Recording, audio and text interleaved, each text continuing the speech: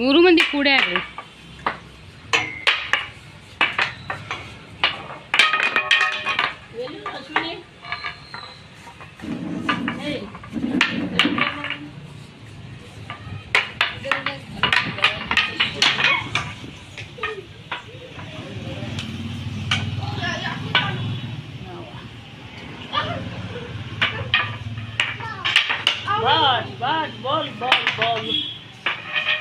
ನೋಡ್ರಿ ಕುಂತ ಹಾಡಬೇಕಂದ್ರೆ ದೇವ.